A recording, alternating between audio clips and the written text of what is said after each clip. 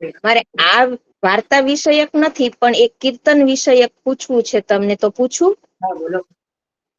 આમાં એક 28મું સારંગ રાગનું એક કીર્તન છે, તત્વ ગુણ બાણ ભુવી માધ.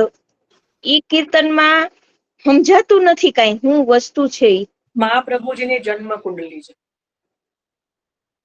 પણ હવે આમાં તો કઈ નથી ધ્યાન કરતું. હવે અલગથી આખો સમય લાગે એમાં, પણ અત્યારે સંક્ષિપ્તમાં હું કહી રહ્યો છું કે મહાપ્રભુજીની આખી જન્મ કુંડલી આપેલી છે. હવે એમાં તો મારે બી બધું થોડું જોવું પડે, થોડું એનું ચિંતન કરવું પડે, કારણ કે એમાં કયા ગ્રહમાં કયું છે, કયું એ રીતે આખું વર્ણન દ્વારકેશજી નું છે ને કદાચ. હા, દ્વારકેશજી નું છે. હા, જન્મ કુંડલી આપેલી છે. કરીશું ક્યારે, કે મારે પોતાને બી થોડું લખીને એના માટે રાખવું પડે, મને આખું મોઢે નથી. જય શ્રી કૃષ્ણ. જય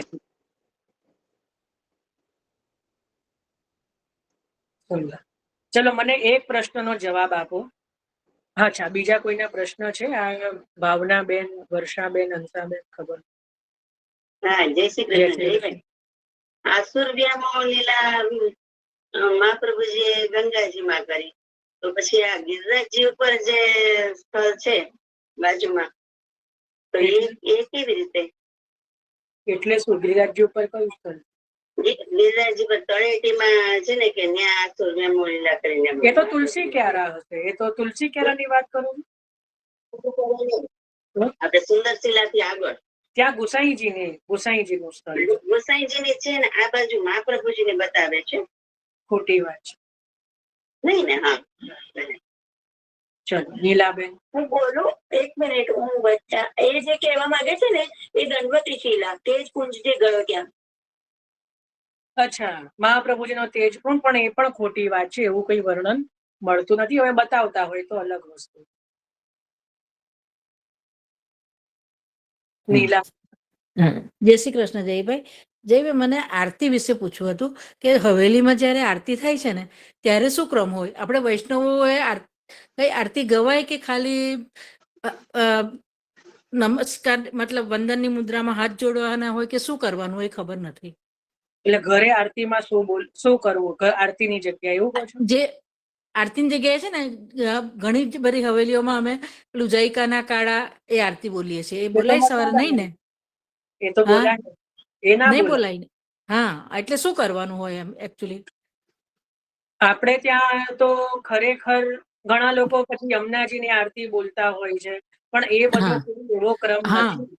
આપણે ત્યાં કીર્તનનો જ ક્રમ છે કે ઠાકોરજીના આરતી થાય તો એ સમયે કીર્તન જ બોલવા જોઈએ. સમયના મંગલા આરતીના પણ કીર્તનો છે, રાજભોગ આરતીના પણ કીર્તન છે, સંધ્યા આરતીના પણ કીર્તન છે, શયન આરતીના પણ કીર્તન છે. તો જ્યાં પુષ્ટિ માર્ગીય હવેલી હોય ત્યાં બીજી કોઈ પણ, ઇવન યમુનાજીની પણ આરતી સન્મુખમાં ગવાય નહીં, એવું ક્રમ નથી.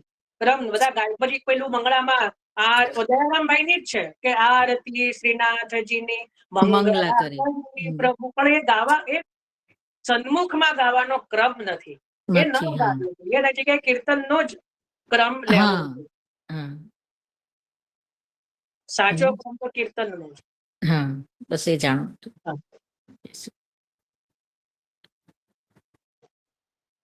હા, રજનીભાઈ. જય શ્રી કૃષ્ણ. અલગ પ્રશ્ન છે કે જે સંભળાય છે? હા, સંભળાય. હેલો.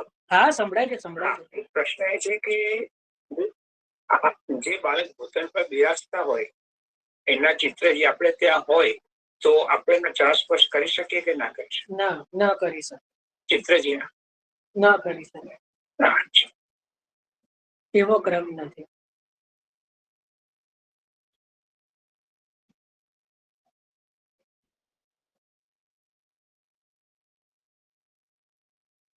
હું એક બહુ મજાની વાત કહું.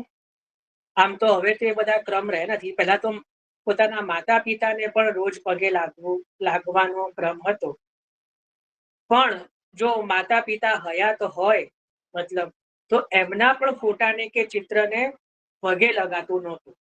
આપણે પગે ક્યારે લાગીએ કે જયારે હયાત ન હોય ત્યારે ચિત્રમાં એ ભાવના કરીને, બાકી એટલે કોઈ બાળક એના પરથી જ સમજી છે કે આ એવું નથી કે કેવલ બાળક માટે છે, આ સર્વ માટે આ નિયમ લાગુ પડે છે. આપણા પણ જો બાપ દાદા વડવા હોય તો વાર તહેવારે એમને પગે લાગવાનું હોય, જો બિરા હોય જ એમનું ભૂતલ ઉપર, તો આપણે એમને છોડીને એમના ચિત્રને ન લાગીએ. હવે તો ચિત્રને નથી લાગતા એ અલગ વસ્તુ છે, એમ પેલા જે હયાત છે તો નથી જ લાગતા, ચિત્રને પણ નથી, એ અલગ વસ્તુ છે, કલયુગનો પ્રભાવ છે. પહેલા તો મોટાઓને રોજ નિત્ય ઠાકોરજીની દિનચર્યામાં આવે, રામચંદ્રજીની નિત્ય ઉઠીને અપને બડે કો નમસ્કાર કરવો, રોજ પોતાના મોટાઓને નમસ્કાર કરવા, એવો ત્યાં પહેલાના સમયમાં નિયમ હતો. પણ હવે તો જય શ્રી કૃષ્ણ કે જય શ્રી કૃષ્ણ પણ કોઈ નહીં કહેતું હોય. ઘરે એકબીજા વૈષ્ણવ હોય, પતિ પત્ની હોય કે માતા પિતા હોય, તો એટલીસ્ટ જ્યારે રાણી જો કે મંદિર મેં નિત્ય ઉઠ પાય લાગ ભુવન કાજ સબ કીજે પરમાનંદ દાસ દાસી વે નંદ નંદન સુખ દીજા. યમુનાજીના 41 પદમાં 42મું પદ છે, 108 પદ 42, દિન જાન મોહે દીજે શ્રી યમુનાજી. તો એની અંદર પણ છે કે ભાઈ નિત્ય ઉઠીને આપણે એકબીજાને જય શ્રી કૃષ્ણ તો કરીએ, એટલીસ્ટ જ્યારે નમસ્કાર ના કરીએ તો જય શ્રી કૃષ્ણ કરવું જોઈએ. સુતા પહેલા બધાને જય શ્રી કૃષ્ણ ઘરમાં બધાને કહેવા જોઈએ. સારી વાત છે, સુંદર. ચલો, હવે કોઈને કઈ પ્રશ્ન છે?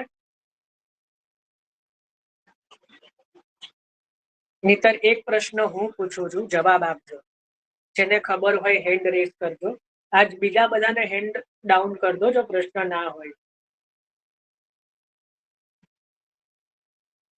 ચલો, મેં કરી દીધા છે. પાઠ અને પદ અને ધોળ, આ બંનેમાં શું ફરક? પદ અને ધોળ, આ બંનેમાં કોને પદ કહેવાય ને કોને ધોળ કહેવાય? ચલો, હેન્ડ રેઝ કરજો. ડાયરેક્ટ કોઈએ અનમ્યુટ કરવાનું નથી.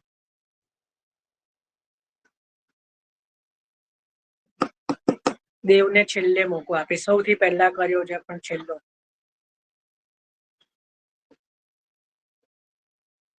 ચલો, હર્ષાબેન. હા, જય શ્રી કૃષ્ણ જયભાઈ. પદ એ અષ્ટ સખાની વાણીમાં જે એમને પ્રગટ લીલા જોઈ નિહાળી અને જે ગાયા એ પદ કહેવાય. અને કીર્તન કોને કહેવાય? શું કીર્તન કોને કહેવાય? હા, એ પદ કીર્તન એમ.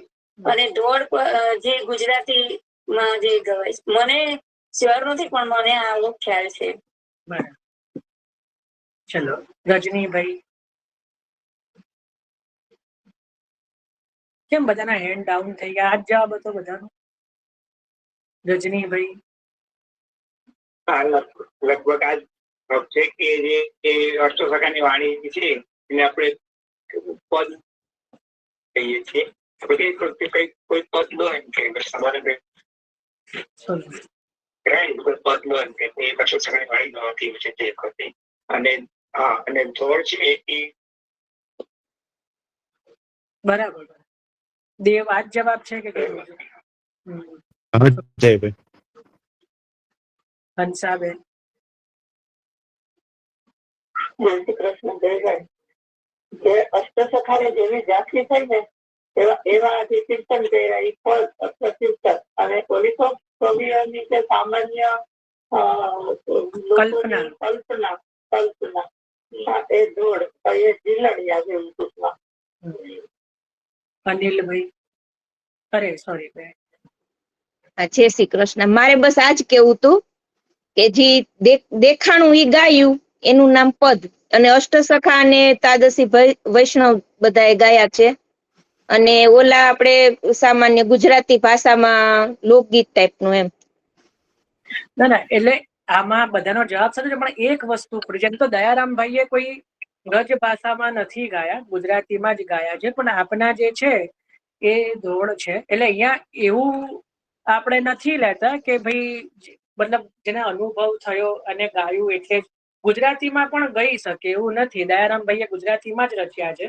પણ અહીંયા ભાષાનું જ્યાં વ્રજ ભાષામાં જેટલા પણ જે છે એ છે પદ કે કીર્તન જેને શાસ્ત્રીય રાગમાં ગાઈ શકાય. સમજો, જે બીજું આ શબ્દ મારે સાંભળવું હતું કે જેને આપણે શાસ્ત્રીય રાગમાં ગઈએ છીએ ને જે વ્રજ ભાષામાં છે, બરાબર, તો એ છે પદ અથવા કીર્તન. અને જેને લોક ભાષામાં જેને આપણે ગઈએ છીએ, બરાબર, એટલે એનું થોડુંક એવું નથી કે જોડકના ને એવું નહીં, પણ ઘણા ઉત્તમ ધોળ પણ છે. ઘણા બધા ધોળ બહુ ઉત્તમ છે, જેમ કે દયારામભાઈ ના પણ છે, બીજા ભગવતીઓ, હરિરાયજીએ પણ ધોળ લખ્યા છે. તો શું એમને અનુભવ કરીને નહીં લખ્યા હોય? એવું નથી. તો પણ જે ગુજરાતી ભાષામાં છે અને જે લોક રાગમાં જે ગવાય છે, લોક સંગીત, જે લોક સંગીત છે, લોકભોગ્ય છે, તો એ છે ધોળ.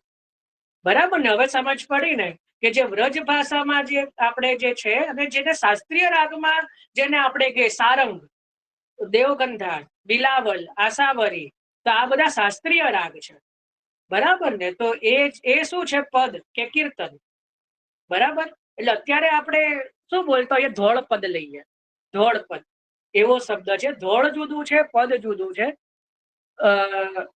કારણ કે ઘણી વાર આપણે શું હોય, અષ્ટસખાનું પદ ન ખાલી ગુજરાતીમાં હોય, છતાં પણ આપણે શું બોલીએ કે ભાઈ આ પદ, આને એને પદ ન કહેવાય, એને ધોળ કહેવાય. બરાબર. અને જે આપણે કીર્તન જે કરીએ છીએ એને પદ કહેવાય. યમુનાજીના 41 પદ, એને 41 ધોળ ન કહેવાય. ખબર પડી? જે 41 જે છે એ પદ છે. પછી જે વધાઈના પદ કહેવાય, જે આપણે કીર્તનો કહીએ છીએ એને વધાઈના પદ કહેવાય. વધાઈના ધોળ એટલે એ પછી અલગ થઈ જાય કે જે એમને એમ લોક ભાષામાં, લોક સંગીતમાં, જેને ગુજરાતીમાં કે એમાં આપણે ગઈએ, ગુજરાતીમાં હોય, હિન્દીમાં હોય. હવે તો ઇંગ્લિશમાં બધા બનાવે છે, મેં જોયું એક બે. તો ઇંગ્લિશ પણ ઘણા તો બનાવે, કારણ કે એમની ધીમે ધીમે અત્યારની જનરેશન ઇંગ્લિશનું પ્રચલન હોય. તો આ હેમ જેવા કોઈ બનાવે ઇંગ્લિશમાં, તો એ પણ માન્ય જ છે, પણ એને શું કહેવાય? ધોળ. બરાબર ને? શાસ્ત્રીય રાગમાં જો બનાવે અને શાસ્ત્રીય રાગમાં જો રચ્યા હોય તો એ શું થાય? પદ. બરાબર. તો આટલી બેઝિક જે છે આપણને થોડું એ રે, કારણ કે એમાં બધા ભૂલ કરે છે એટલા માટે. એટલે કે શાસ્ત્રીય એટલે કે આ હવેલી સંગીત કે હા, હા, હવેલી સંગીત. હા, બોલો દીપાલી. બહુ હા, જય શ્રી કૃષ્ણ જયભાઈ. આપણે વલ્લભ આખ્યાન ને શ્રી આગળ લગાવશું. હા, શ્રી વલ્લભ આખ્યાન ને અને શ્રી વલ્લભ સાખી એ શેમાં કે કોના અંતર્ગત પાઠ કહેવાય કે? એ પાઠ છે. એ ધોળ નથી ને પદે નથી, એ પાઠ છે. હવે તું આ દેવલા નવું ના લાવતો. અમારે પ્રભુએ અમને ભેટ આપી છે, કારણ કે પેલું બધું બરોબર કરવું પડે ને, તો દેવું સારા હોય એની સામે એક દેવ આપ્યો, મારું માથું ખાવા. બોલો મહારાજ. જયભાઈ, જે પેલું આપણે અષ્ટપદી ને એ બધું પણ કીર્તન પદમાં જ આવે ને? હા, એ પદ જે મહાપ્રભુજી ને શ્રી ગુસાઈજી ને બધા જે લખી હોય. મહાપ્રભુજીએ નથી લખી કોઈ હા, પદ. એટલે ગુસાઈજી. વસંતની અષ્ટપદી, હા, પછી યમુનાજીની અષ્ટપદી. તો એને હા, પદનું રૂપ કહી શકાય. આમ તો એ સંસ્કૃતમાં છે, પણ પદનું રૂપ કહી શકાય, કારણ કે શાસ્ત્રીય રાગમાં કહી શકાય છે. હા. અને આ મંગલમ મંગલમ વ્રજભૂમિ મંગલમ વાળું જે કીર્તન છે ને, એ પણ કીર્તનમાં જ આવે ને? હા, કારણ કે કીર્તન અમે કીર્તન તરીકે જ ગઈએ છે એટલે. કીર્તન તરીકે જ ગાવાનું. પરમાનંદાસજીએ ગાયું ને. સવારે મંગળાના દર્શન ખુલે એ પહેલા. હા. હવે આમ તો હવે મેં રાગની વાત કરી તો અત્યારે પ્રભુએ મને હવે ઘણા જો પદ જે છે એ હવે એમને રાગ ના આવડતા હોય તો કોઈ ગુજરાતીની જેમ પેલું ધોળની જેમ પદ ગાય તો શું પદ ધોળ બની જાય? એટલે એવું નથી. એ જેમાં રચાયું છે, જેને જે રાગના બાઉન્ડ્રીમાં એ રચાયું છે, કારણ કે દરેક રાગનો એક અક્ષર મેળ હોય, માત્રા મેળ હોય, છંદ જેની બંધારણ હોય, એમ એની અંતર્ગત એ રચો. પછી ભલે તમે ગમે તે રીતે એને ગાઓ, પછી મેં તો જુગલ સ્વરૂપે જોયા જે જમનાજી સાવરો મંગલ, મારું તો જો કે આવશે નહીં એ રાગમાં, કારણ કે પણ એ રીતે ગાવ તો પછી એ ધોળ ન બની જાય. બરાબર, એ પદ જ રહે. બરાબર, ઘણા પ્રીત બંદી શ્રી વલ્લભ પદ નથી આવડતો આસાવરી રાગ, તો પણ ગાય છે ને, મતલબ ગાવે તો કે એ ધોળ ન બની જાય, એ પદ જ રહે. એટલે પાછો કોઈ એવો પ્રશ્ન ના આવવો જોઈએ કે કોઈ આવું પ્રીત બંદી શ્રી વલ્લભ પદ એ તો કઈ ગુજરાતીની જેમ ગાય તો શું એને ધોળ માનવું, એવો પાછું ના કરે. આ પ્રભુએ મને મનમાં છે, એટલે એ પદ જ રહે. ભલે આપ અલગ રાગમાં ગાવ છો કે નથી, કારણ કે નથી આવડતી, હવેલી સંગીતનો રાગ કે આસાવરી રાગ ના આવડતો હોય તો એના કારણે કઈ ધોળ ન બની જાય. પણ એ લખાયું તો પદમાં જ છે, એટલા માટે, કારણ કે ભાષાને અનુરૂપ. હવે તમે ઉભી ના કહી શકો કે વ્રજ ભાષામાં છે એટલે પદ, કારણ કે મેં તો વ્રજ ભાષાના પણ ધોળ જોયેલા છે. યમુનાજીના અમુક પદ, અમુક જે છે ને ધોળ વ્રજ ભાષામાં છે, મેં પોતે વાંચેલા છે અમુક. એટલે એ જે પ્રમાણેનું બંધારણ હોય એનું, એ કાવ્યનું, એ પ્રમાણે નક્કી થાય કે એ પદ છે કે ધોળ છે. ખ્યાલ આવ્યો? આ જસ્ટ એક બેઝિક સમજ માટે કે આપણે પદને ધોળ ના કહીએ ને ધોળને પદ ના કહીએ, એટલા માટે. બોલો જે કે આપનું નામ શું છે? મને ખબર નથી. જ્યોત્સના છે. સારું, હવે જ્યોત્સનાબેન કઈ. હા, હવે શ્રી વલ્લભાખ્યાન તો કેદારો રાગથી શરૂ થાય છે, તો એ કીર્તનમાં આવે, પદમાં આવે, શેમાં આવે? એ આપણે કીર્તનમાં નથી લેતા, એ શાસ્ત્રીય રાગમાં જરૂર છે, પણ આપણે એને એઝ એ પાઠ તરીકે જ લઈએ છીએ. એ બધા રાગમાં જ છે ને? બધા શાસ્ત્રીય રાગમાં જ છે, પણ છે ગુજરાતીમાં ને, એની ભાષા ગુજરાતી છે કે નહીં, એટલામાં. સન્મુખ ગાન તો નથી જ થઈ ગયું ને સેવામાં. પ્રભુની સન્મુખ કોઈ નથી ગવાતા. કહેવાય છે કે ગુસાઈજીના હૃદયમાંથી જે પ્રગટ થયું છે ને ગોપાલ. આપણે કોઈ ન્યૂન્યતા નથી, કોઈ એમાં કોઈ ન્યૂન્યતા નથી, પણ એ પાઠને અંતર્ગત એને લીધા છે. શ્રી નવ વલ્લભાખ્યાન જે પણ છે, સેવામાં સન્મુખમાં ક્યાં ગાવાનો પ્રકાર છે? સન્મુખમાં એટલા માટે. અને ભાષા ગુજરાતી તો બી લઈ શકો છો, આ પદની શ્રેણીમાં પણ લઈ શકો છો, કોઈ વાંધો નથી. શાસ્ત્રીય રાગમાં છે, રચેલા છે, પણ એને પદની જેમ લખ્યા નથી. જે પદની જે પ્રમાણેની જે બંધારણ હોવું જોઈએ, જે પદ જે રીતે ગવાય કે જે રીતે પદમાં જે રીતે રચાવા જોઈએ, પદની રીતે રચાયા નથી. એ એક પદ અને ધ્વળનું મિશ્રણ છે, સમજો. એટલા માટે એને પાઠની શ્રેણીમાં મૂક્યા છે. એમાં ત્રણેય ભાષા લીધી છે ને, ગુજરાતી, હિન્દી અને વ્રજ ભાષા. સંસ્કૃત. વ્રજ ભાષા નથી અંદર? ગુજરાતી, વ્રજ અને સંસ્કૃત, એ જ કહું છું, હિન્દી નહીં. હિન્દી ભાષા જુદી ને વ્રજ જુદી. અચ્છા, પણ એકલા વ્રજ ભાષામાં તો નથી જ ને, એટલામાં. છતાં પણ જેને એમાં ભાવ હોય લઈ શકે છે પદ તરીકે, પણ સન્મુખમાં ગાવાનો ક્રમ નથી. એ બોલો હર્ષાબેન. હા, હું એ જ પૂછતી હતી કે એવું સાંભળવામાં આવ્યું હતું કે અષ્ટસખાની જે વાણી છે એ ઠાકોરજીની સન્મુખ જ ગવાય, અને ગુજરાતી દોડ ને બધું સત્સંગ કેમાં એવું ગવાય, એવું કઈક સાંભળ્યું. હા, બરાબર છે, સાચી તો વાત છે. બરાબર છે. પ્રભુની સન્મુખ અષ્ટસખા આદિના પદ જે છે એ સન્મુખમાં ગાવા જોઈએ.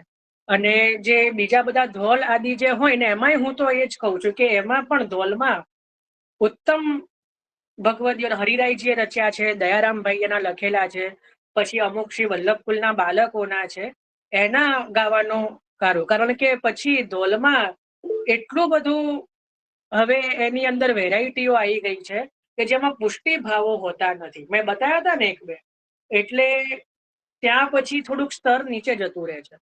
એ જ રીતે પદમાં પણ એવું છે. અત્યારે પણ મેં જોયા ઘણા બધા પદો નવા અમુક એવા નીકળતા જાય છે કે જેમાં નથી ભાવની પ્રાચુર્યતા, નથી કોઈ લય, નથી કોઈ શબ્દનો કઈ એવું સૌંદર્ય. તો એવું રીતે નહીં. જેમ કે રસિયા એક પ્રકાર છે. હવે રસિયામાં પણ બે પ્રકાર છે, એક ઉત્તમ પ્રકારના અને એક અમુક જે છે એ આધુનિક પ્રકારના. તો એ પ્રકાર હું કહી રહ્યો છું કે જે પ્રાચીન પ્રકાર જે છે એને વળગીને રહેવું જોઈએ. કહેવાનું તાત્પર્ય એ છે કે જે પહેલાના સમયના જે છે પ્રાચીન સમયનું, તો એને આપણે એમાં એને આપણે રહેવું જોઈએ.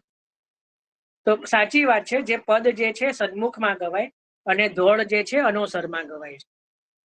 પણ અનોસરના પણ પદ મળે છે. અનોસરના જેમ કે આશ્રય ના પદ છે, વૈરાગ્યના છે, શિક્ષાના છે, મહાત્મયના છે, એ જે પદો છે એ પછી શ્રી અમનાજીના છે, એ અનોસરમાં પણ બોલવા જોઈએ, અનોસરના છે.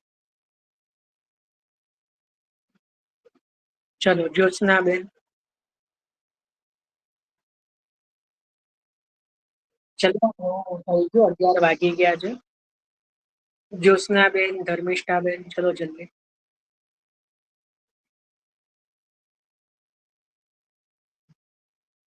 જ્યોત્સનાબેન, ધર્મિષ્ઠાબેન, દીપુબેન.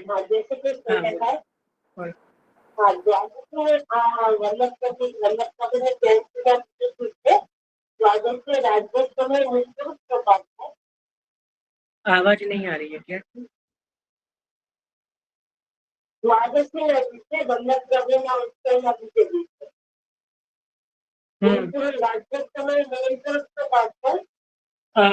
રાજભોગ સમય નહીં, મંગલાથી લઈને શૃંગાર સુધી મંદિરોમાં અને ગૃહ સેવામાં આખો દિવસમાં તમે મૂળ પુરુષનો થોડી તુકોનો પાઠ કરી શકો. હું મારા ઘરે એક ક્રમ રાખું છું કે પ્રભુ જાગે ત્યારથી મૂળ પુરુષની 2 કડીઓ ગાઉં છું અને પ્રભુ પોડે ત્યાં સુધીમાં આખો મૂળ પુરુષનો ક્રમ લેવાય. પણ મંદિરમાં એવો ક્રમ હોય છે કે પ્રભુને મંગળાથી લઈને શૃંગાર, કારણ કે શૃંગાર પ્રભુને થાય અને શૃંગારના દર્શન ખુલે ત્યાં સુધી મૂળ પુરુષના પાઠનો ક્રમ, એટલે પાઠનો નહીં, ત્યાં રાગમાં બિલાવલ રાગના ચોખરા છે આ મૂળ પુરુષ, એટલે જાજ પખાવત સાથે બિલાવલ રાગમાં જ ગવાય છે. હું તુક્કુના રાગ બદલીને પછી અમુક તુકો રામકલીમાં, અમુક તુક બિલાવલમાં, સમય અમુક તુક આશાવરીમાં, અમુક સારંગમાં, પછી સાંજે હોય તો નટમાં, પૂરી એ રીતે હું આખા દિવસ હું મૂળ પુરુષનો એ રીતે ક્રમ મારા પ્રભુમાં લઉં છું દ્વાદશીના દિવસ.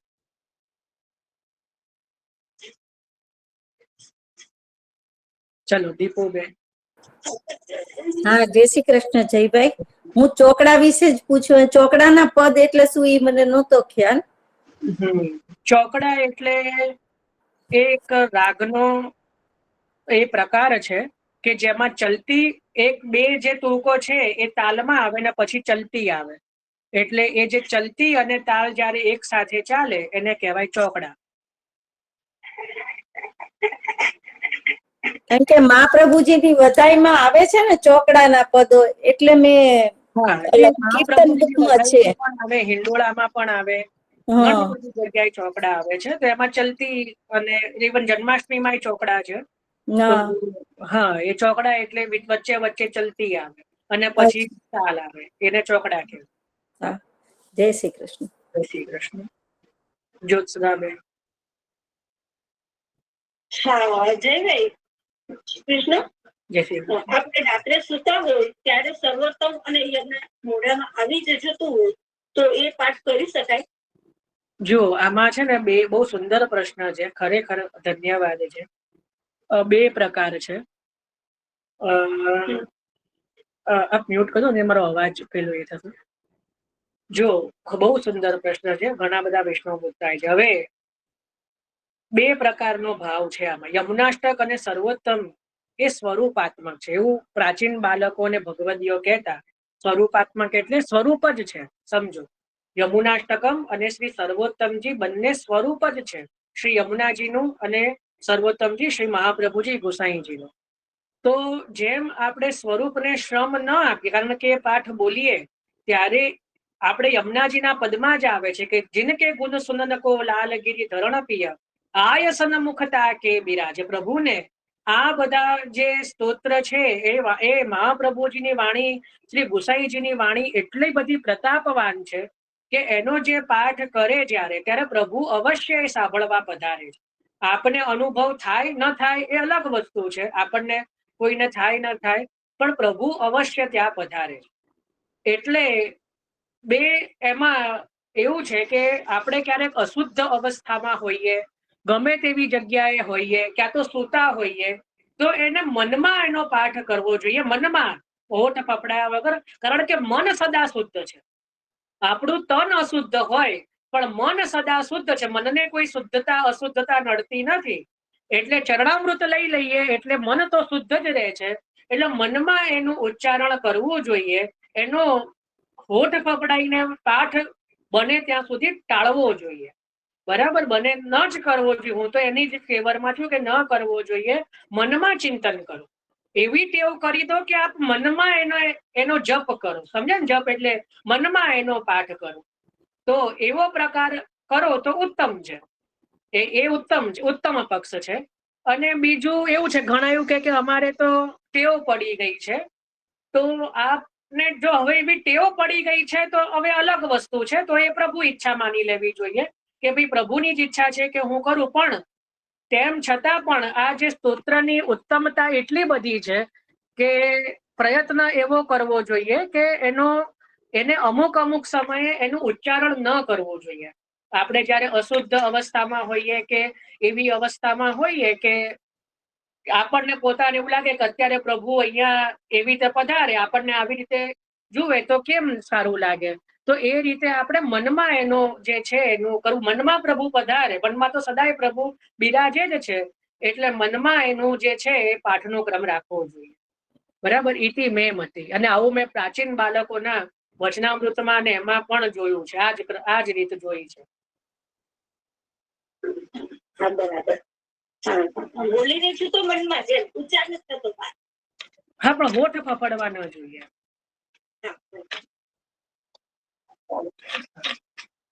યોગેશભાઈ, આપણે પ્રશ્નોત્તરી માટે કાલે છે આમ તો આપણે. યોગેશભાઈ,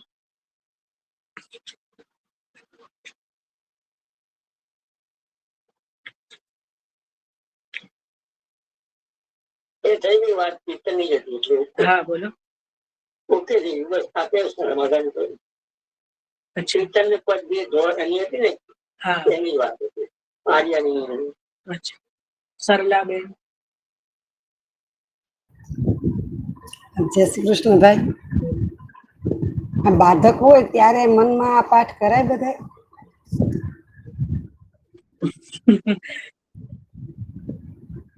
જો કરવામાં વાંધો નથી, કહેવામાં વાંધો છે. આપણને ટેવ પડી હોય, મેં કીધું ને કે આ તો હવે દરેકની અવસ્થા ઉપર છે.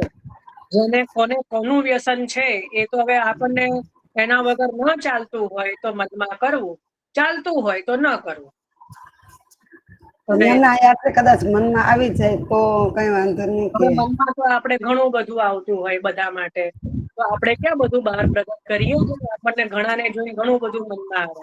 મને પણ બેઉને જોઉં તો ઘણું બધું મનમાં આવી જાય, પણ આપણે ઘણું બહાર પ્રગટ કરીએ. તો મનની વાત મનમાં રાખવાની, બહુ બહાર પ્રગટ નહીં કરવી.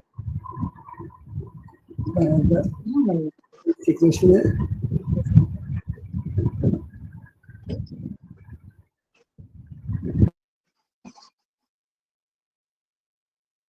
હા બોલો યોગેશભાઈ. ચોઘડામાં પ્રાચીન વૈષ્ણવની જગ્યાએ 4 પેલી 2 કડી આપણી એમાં આવે ધીમી, અને પેલી 2 કડી આપણે આપણે ટેવલામાં આવે છે એને ચલતી કહેવાય. 2 કડી ચલતીમાં આવે. એટલે 4 કડીનું થાય ને એટલે મને જૂના વૈષ્ણવ કહેતા હતા કે ભાઈ એ ચોઘડા નહીં આપે. એને એ જ કીધું ને 4 કડી થાય એટલે વૈષ્ણવને 4 કડીનું છે ને એટલે ચોઘડા થઈ ગયા. બરાબર. મૂળ પુરુષ પણ જે છે ચોખરા જ છે. ચોકડા બોલો, ચોખરા બોલો, બધું એક જ. મૂળ પુરુષ પણ આપણે લઈશું જયારે મહાપ્રભુજીના ઉત્સવ પછી. જ્યોત્સનાબેન હજી કઈક છે? તો તેનું ઉચ્ચારણ વધારે કરવું શ્રેષ્ઠ.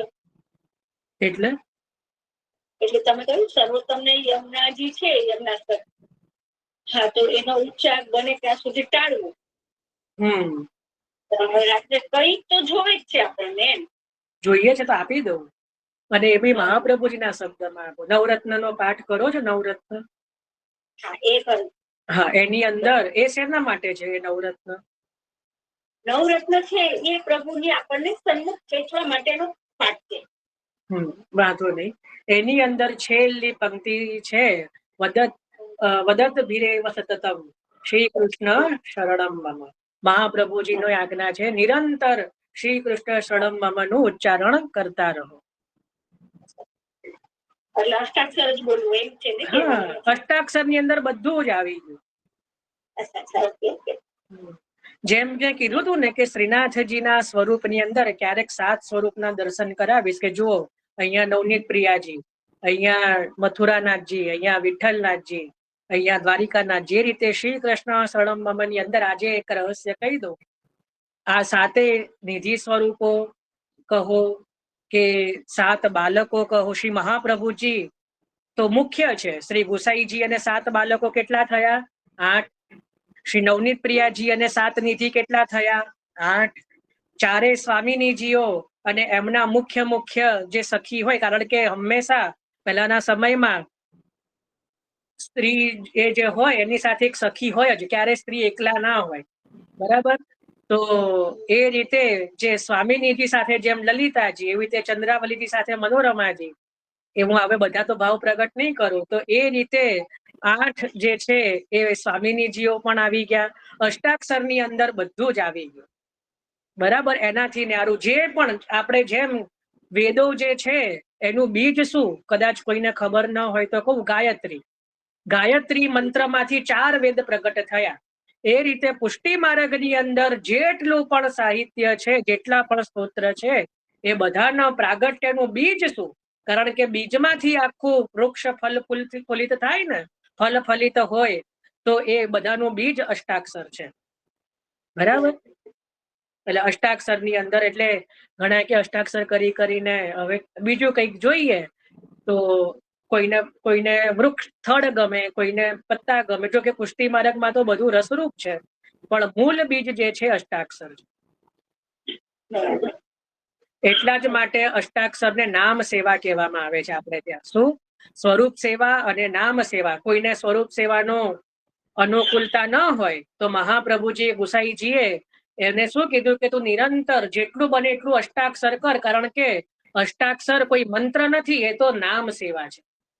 એટલે શું કીધું મહાપ્રભુજીએ? નામ સેવા કીધી. એને મંત્ર પણ નથી કરતા. મંત્રથી પણ મહામંત્ર અને મહામંત્રથી પણ અધિક નામ સેવાનું જે આપણે ત્યાં એની ગણના થાય છે અષ્ટાક્ષરની. ચલો, તો આજે અહીંયા સુધી રાખીએ છીએ. હજી પણ જે પ્રશ્ન હશે એ આપણે જરૂરથી કાલે લઈશું. બરાબર? લખીને રાખજો બધા. દ્રઢહીના ચરણના કે